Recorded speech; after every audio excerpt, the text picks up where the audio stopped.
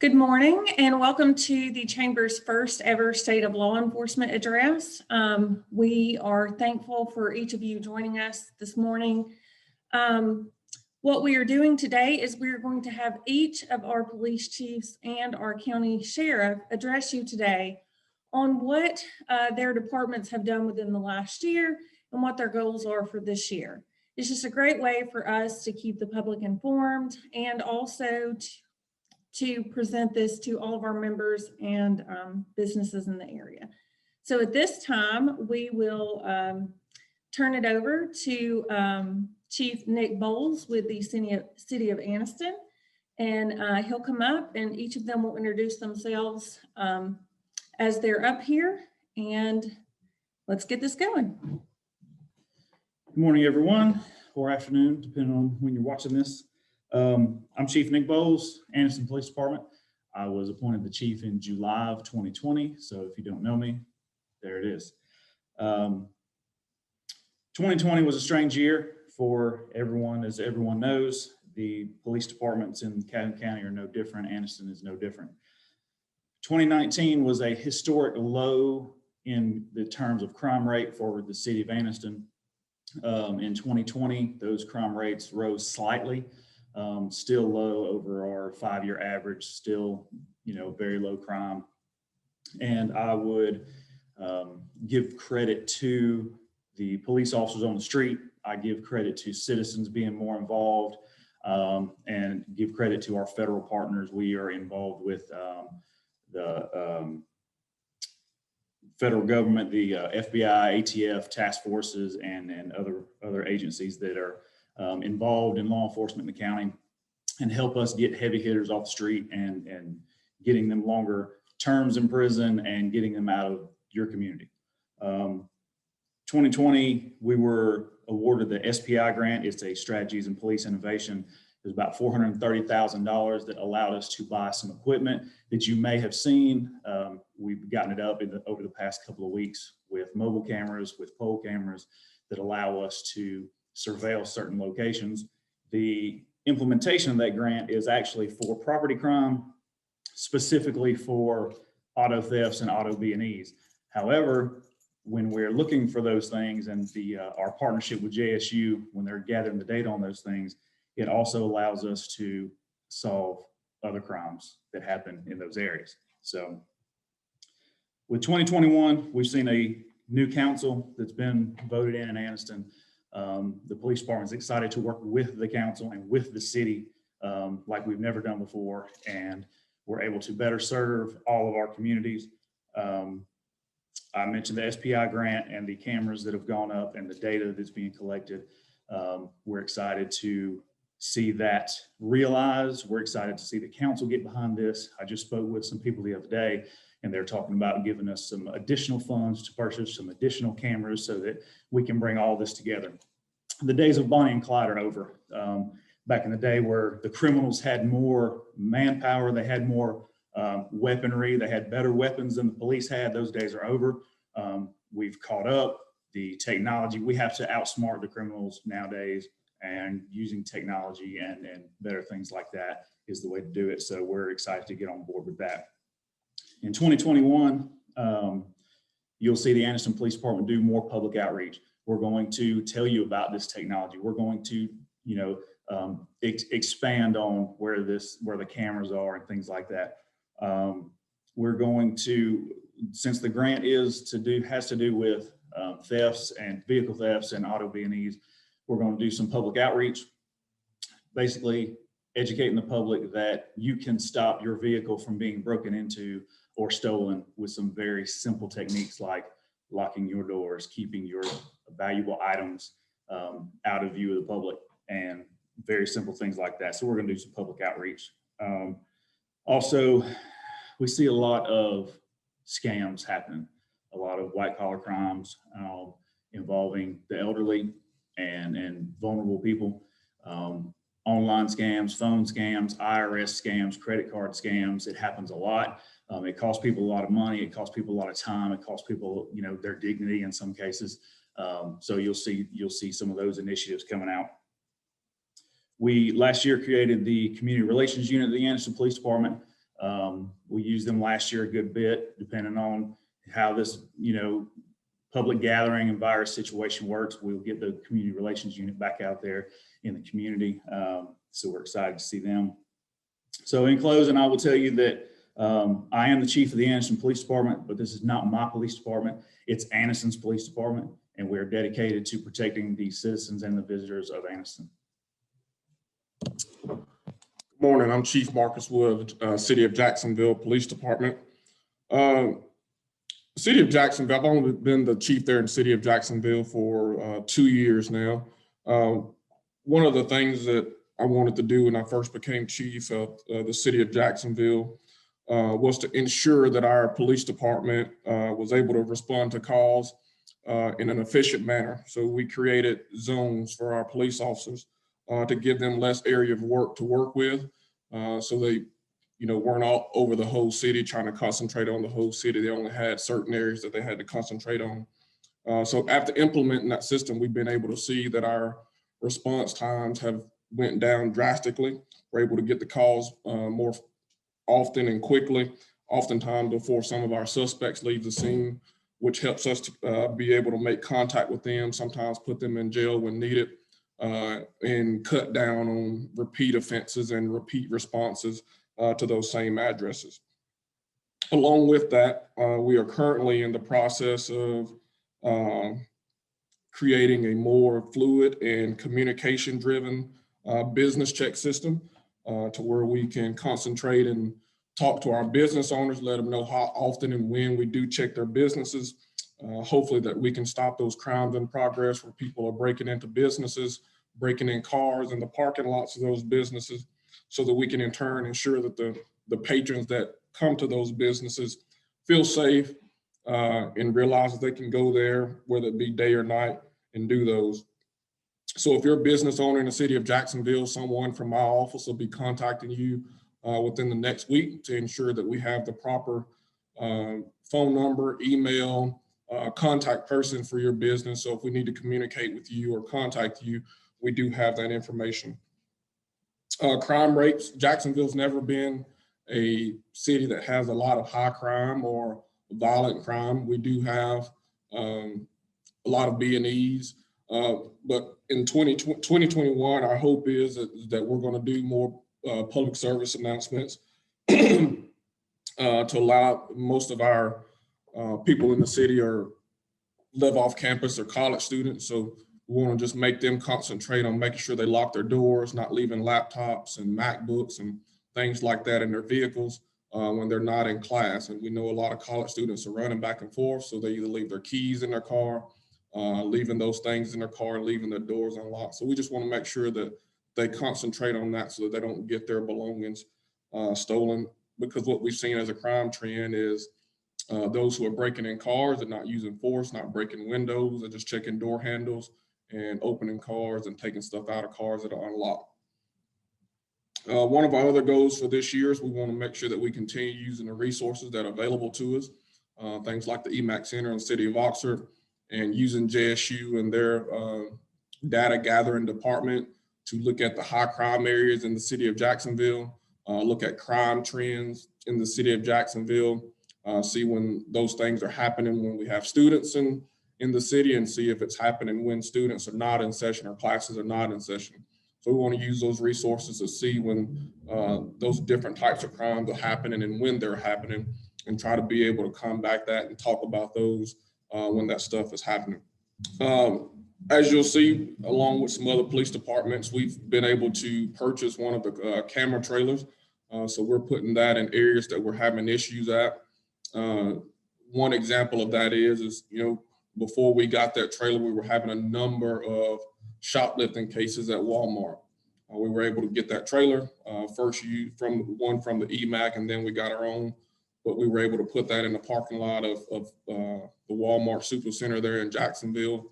And within a week, our shoplifting cases dramatically dropped. We went from having about one a day to having one, if none, a week. So it shows that the use of technology has been a very good tool for us. It allows our dispatchers with that camera trailer to see real time or get real-time information on vehicle descriptions, suspect descriptions, direction of travel. Because a lot of times when the person calls, there's a gap in time when that information is relayed, which usually gives that person a 3 to 5 minute head start before law enforcement. So it enables us to be able to get real-time information and be able to help concentrate on those people and get them in custody so they can quit being repeat offenders. One of my goals in 2021 as the police chief of the city of Jacksonville is peer support and mental health stability of our officers. A lot of time our officers go out and they see things that people just can't imagine, and they have to live with it day in and day out. So myself and the command staff at the city of Jacksonville, our goal is going to be to concentrate on the mental stability of our officers, ensure that they have someone to talk to when they are facing those difficult times. You know, what we've seen in law enforcement, a lot of officers that feel like they don't have anybody to talk to, and suicide numbers among law enforcement are high. So it's my goal to ensure that, you know, we never have to deal with that in the city of Jacksonville or around Calhoun County, and make peer support a resource for our officers and let them know they have somebody to talk to. So those are the things going on in the city of Jacksonville, and we're here to serve you. So if you need us, call us, and we'll try our best to help you. Thank you. Good morning. I'm Alan Kelly. I'm the Chief of Police, at the Ohatchee Police Department. I was appointed on January the 6th, 2021. The town of Ohatchee is located in the northwest corner of Calhoun County. It has a population of approximately 1,400, according to the U.S. Census in 2019. The police department is made up of a chief of police, 4 patrol officers, and 2 part-time patrol officers. As everybody knows, in 2020, we had an invisible threat worldwide, and it really changed the policies and procedures and day-to-day operations in law enforcement. As we adapted to the new normal, the pandemic that our officers faced, along with the rest of the community and the entire world, our main focus was to avoid contracting the virus and remaining safe and healthy. In the process, we've maintained a close working relationship with the surrounding agencies of Ohatchee, especially Sheriff Wade and the Calhoun County Sheriff's Office. We partnered with the EMAC. Many thanks to Chief Bill Partridge and all his staff for everything they've been able to do in Northeast Alabama, this region, and Calhoun County. A lot of crime has been solved through joint efforts and intelligence-led policing. We will continue to work closely with the agencies and continue to keep our community safe. As our budget is limited due to the size of our town and revenue and the small number of businesses that we have, we're progressively working to apply for grants and market our town for growth and development. In 2021, the police department will have increased the hours for individual officers training. We realize and recognize there are 12 CEUs that officers have to get every year, but you only get what you put into something is all that you'll get out of it. In that effort, we've enrolled in the virtual academy to receive training in-house in many areas of law enforcement. The virtual academy provides quality scenario-based training from the world's leading experts. We're also in the process of starting a mental health and wellness program. Mental wellness has been an issue that has been recognized nationally in our vocation. Each agency must do their part to ensure that their officers' health and safety are never taken for granted. A local program here in the state of Alabama is the peer support program. We have used it in the past. Several officers in our area have been trained in peer support, and they're there for each other. They have somebody to reach out and talk to who understands what we go through on a daily basis. 2021 has already started off on a positive note in Ohatchee. with a vision and a driven spirit to obtain our goals and pave the road to our path to our vision. Thank you for your time today. If you have any questions, I can be reached at the office at any time.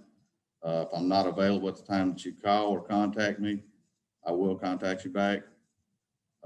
We look forward to working with the community, our community leaders, churches and schools, and our local agencies that surround us. Thank you. Good morning, everyone. I'm Matthew Wade, the Sheriff of Calhoun County. I've been Sheriff going on 5 years now. And I'd like to start off with a little explanation of what the Sheriff Office actually does, because a lot of times people, what's the difference between a police department and the Sheriff's Office? Well, the Sheriff has many functions, but we can break them down to 3 groups. We have all the responsibility of the security of the courthouse. We have the responsibility of the county jail. And we also have the responsibility for policing unincorporated areas of Calhoun County. So you wonder what the sheriff polices or doesn't police. Can the sheriff pull you over? Can you write a ticket? We can do anything that any other police agency does. Our main area of focus is for those homes and residents that are outside of any municipality's jurisdiction or unincorporated Calhoun County. And out of that, it's hard to figure the exact numbers, but we think we have between 30 and 40,000 people in unincorporated Calhoun County that we're responsible for. Our patrol division has gone through this past year, we have signed up for what's called Virtual Academy, so we can get our deputies better training. 2020 has been rough with COVID.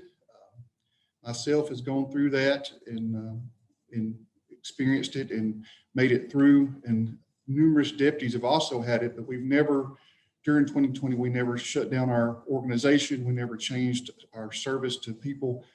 And it was my pledge to make sure that we continued our services as best we could to make sure the citizens of Calhoun County's homes and businesses were protected. And I believe we accomplished that goal, and we're still working to make sure that that happens each and every day. One of the bigger issues is a trend that people are not wanting to get into law enforcement. So we have to fight recruitment battles each and every day to hire and retain people in law enforcement. If you've watched the national news for the past several years, being in law enforcement has not necessarily been the most popular profession to choose, but we do our best to make sure that we provide very good equipment and very good training for everyone. The one thing that's lacking is being able to pay enough money to retain these people. There's a national push for law enforcement officers to have more standards, and I'm definitely for those standards.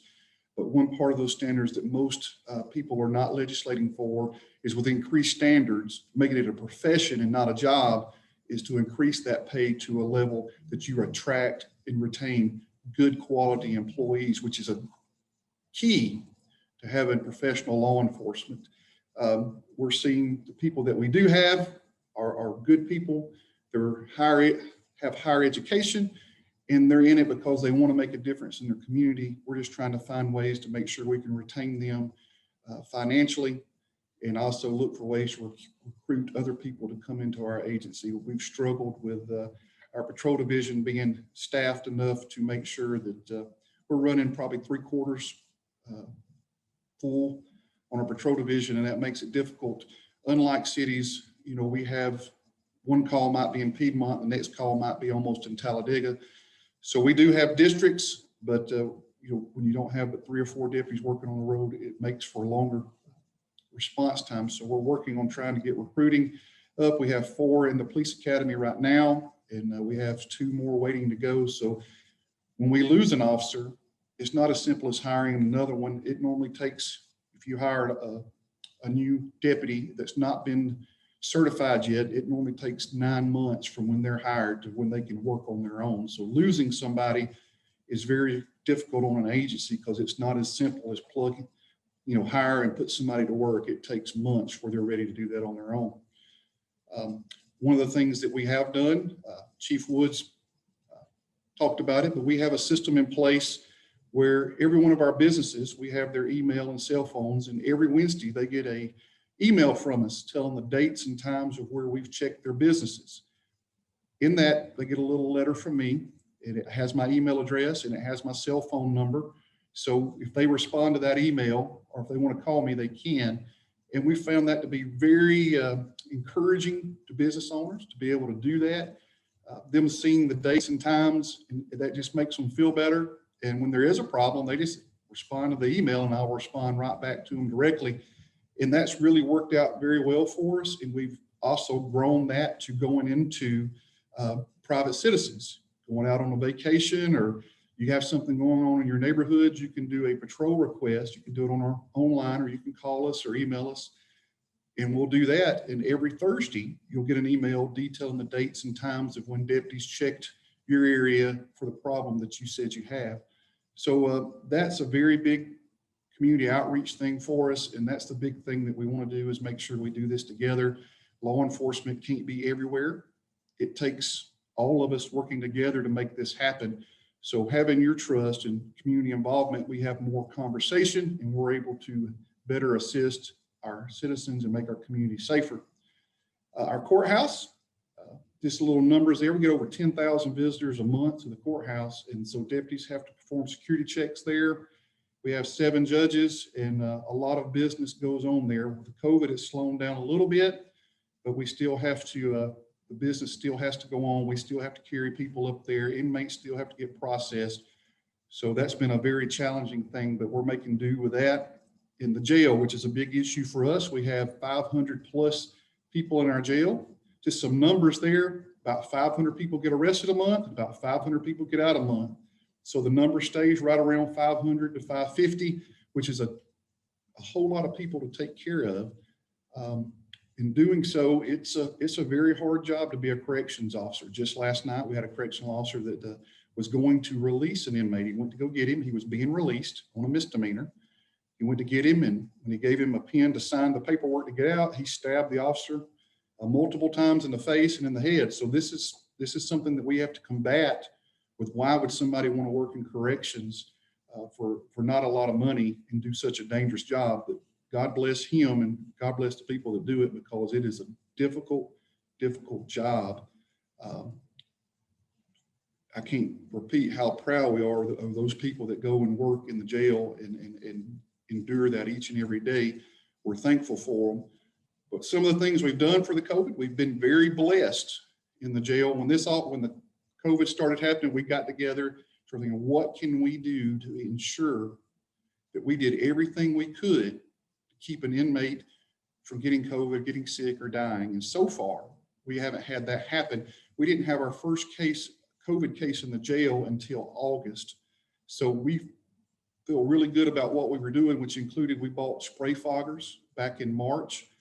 We implemented a cleaning program, a disinfecting program. Every inmate gets a mask. We have nurses 24 hours a day to make sure we treat and take care of the inmates in jail. And our cleaning program has been very successful. We've probably had about 20 inmates that's had the COVID. None of them have had to be hospitalized. They are all mild symptoms. So we've been very blessed with that and very lucky.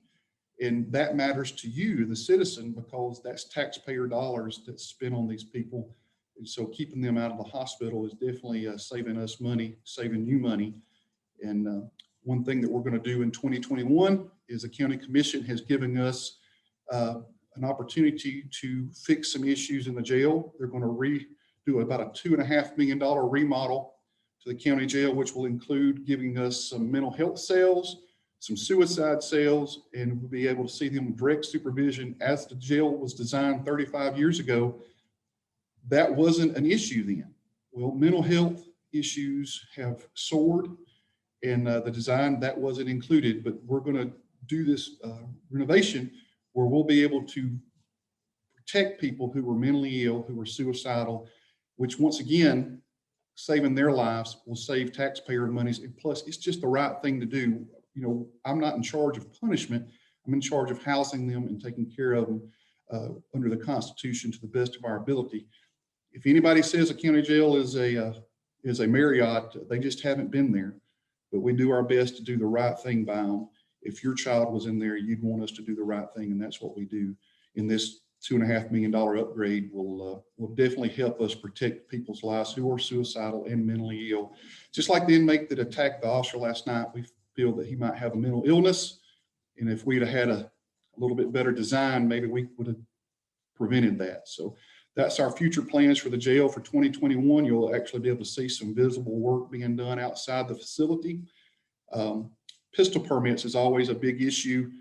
People want to know about pistol permits. We've never stopped doing pistol permits since 2021. I know some sheriffs during the COVID cut that out. I felt that was wrong.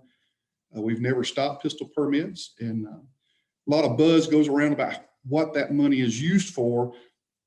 And every sheriff's office has local bills that are different. In Calhoun County, 62.5% of every permit that's sold goes into a fund. That fund can only be used to purchase patrol vehicles. So we purchase every patrol vehicle off that pistol permit fund. So when we save our money up, have enough money, we buy vehicles. If we don't have any money, we don't buy any vehicles. So it doesn't come out of general fund money. It is a tax, people do pay for it, but that 62.5% comes from people buying permits. The other 37.5% is used to buy any type of equipment, fund any kind of training, any kind of miscellaneous need that the sheriff's office might have, ammunition, just any kind of equipment or training. And once again, we save our money, and when we can afford to get something, we do that. And that really helps the burden between us and the county commission. We self-manage it. And so that's how your pistol permit funds are used. So I hope that explains a little bit. Just know that being your sheriff is a very great honor to me, only second to the greatest honor of being a father. But if we can ever help you at the sheriff's office, please call us. I always give my cell phone out. It's 256-310-9114. And thank you for allowing us to serve. And we want to make sure that we serve you and being community partners. So if you have any questions, please call us. Thank you very much. Good morning. I'm Bill Partridge with the City of Oxford. I want to give you a couple of crime stats from our city over the last year. First of all, I want to thank our men and women who work tirelessly every day, 24/7, to keep our city safe. And if it wasn't for them, we wouldn't be able to tell you these great crime stats this morning. For instance, felony assaults were down 10.5% in the city last year. B&E autos, which is breaking and entering of auto, was down 66.7%. Burglaries in the city were down 8.3%. Robberies were down 75%. Violent crimes such as shooting and stabbings were down 74%. And theft of property was down 7.9%. And vehicle thefts were down 60% over the city in the last year. What I want to talk to you about now is the East Metro Area Crime Center. We started that in the summer of 2019. And of course, even there, having gone through a pandemic last year, we still have over 30 agencies who are involved in this as a regional concept. We have state, federal, and local agencies who work tirelessly every day to help solve crimes across our region. Last year, even during the pandemic, the Crime Center assisted in over 1,500 cases across our region. That's not just in Calhoun County, but that's across East Central, North, and South Central Alabama. Like I said, there's over 30 agencies involved in that. As we continue to build our infrastructure of camera systems across our city and across our region, we're going to continue to see crime drop in those areas. Those actually assist tremendously every day in helping to solve not only minor crimes, but violent crimes. Some of the things that we did last year with the East Metro Area Crime Center was our cyber crimes units cases tripled over the last year and a half.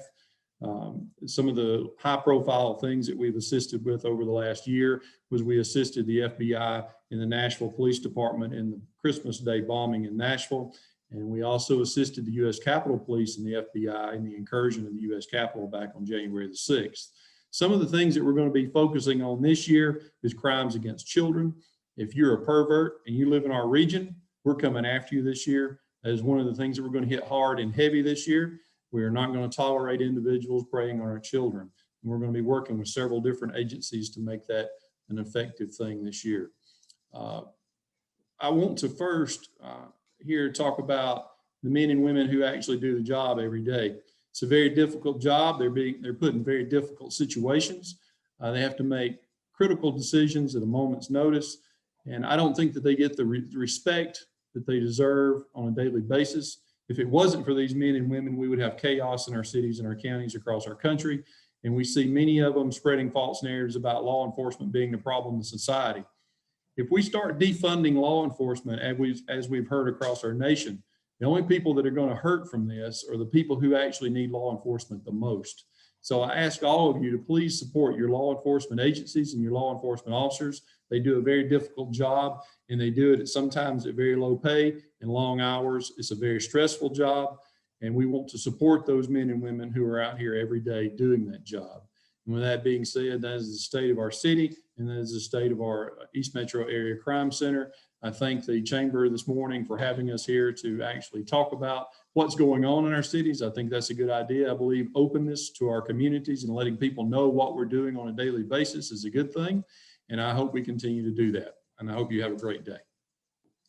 I would like to thank each of you for, each of the chiefs for being here today, as well as the sheriff for giving us these reports. Chief Bush with Weaver and Chief Norton with Piedmont could not be here with us today. But we feel sure that in the future, as we continue these each year, they'll join as well. I thank each of you who have joined us on this webinar today. And I hope that you have gained some insightful information. If you would like any more information, please feel free to reach out to each of these chiefs at their respective department. And we hope that you all have a fantastic Friday.